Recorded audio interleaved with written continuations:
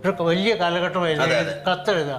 കത്തെഴുതിയിട്ട് എന്ത് വെച്ചാൽ കൊണ്ടുകൊടുക്കും, കത്ത് കൊടുക്കും. അപ്പം അന്ന് കോളേജ് കുമാരന്മാരെയും കോളേജ് കുമാരികളെയൊക്കെ അങ്ങേയറ്റം പിടിച്ചു വിളിച്ച ഒരു സാഹിത്യകാരുണ്ടായിരുന്നു എൻ മോഹനൻ. അങ്ങേരുടെ ചില കഥകളൊക്കെ ആ കാലഘട്ടത്തിൽ ഞങ്ങളൊക്കെ കോരിത്തരിച്ചിട്ടുണ്ട്. അപ്പോൾ അതിൻ്റെ ഇൻഫ്ലുവൻസും ഈ മാതിരിക്കാലുണ്ട്. ഇത് ഞാൻ ഉഷ എന്നാണ് ഈ പേര്, രാധ കഥയാണ്. നടന്നു പോകുമ്പോൾ ഞാൻ വരികൾ പറഞ്ഞു കൊടുത്തിട്ടുണ്ട്. അതിലൊരു ചില വരികൾ, മോഹനൻ്റെ വരികളൊക്കെ ഉള്ളിൽ തട്ടുള്ള നിശ്ചലങ്ങളായ നിശാവേളകളിൽ അവളുടെ കത്തും മാറോടടുക്കി പിടിച്ചുകൊണ്ട് ഞാൻ ആകാശത്ത് നോക്കി മലർന്നു കിടന്നിരുന്നു. ആകാശ മൈതാനത്തിൻ്റെ കോണിൽ ഒരു ചന്ദ്രക്കലയും നക്ഷത്രദേവതയും മാത്രമേ ഉണ്ടായിരുന്നുള്ളൂ. കവി പറഞ്ഞ വാക്കുകൾ ഞാൻ പെട്ടെന്ന് ഓർത്തുപോയി. ആ ചന്ദ്രനും നക്ഷത്രവുമായി പ്രേമത്തിലാണ് തീർച്ച. പ്രേമത്തോടൊപ്പം ഇന്നും ദുഃഖമുണ്ടാകുന്നു. നോക്കൂ, ആ ചന്ദ്രകല വിളറി വിളറി വരികയാണ്.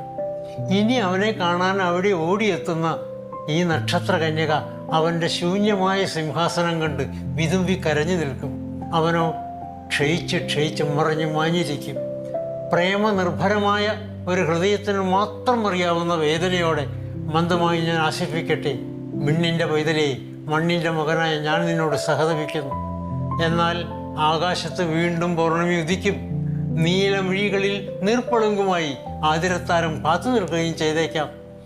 പക്ഷെ ഭൂമിയിൽ മാത്രം പൊയ്പോയ വസന്തങ്ങൾ തിരിച്ചെത്തുന്നില്ല. കൊഴിഞ്ഞുപോയ പൂവുകൾ വീണ്ടും വിരിയുന്നതുമില്ല.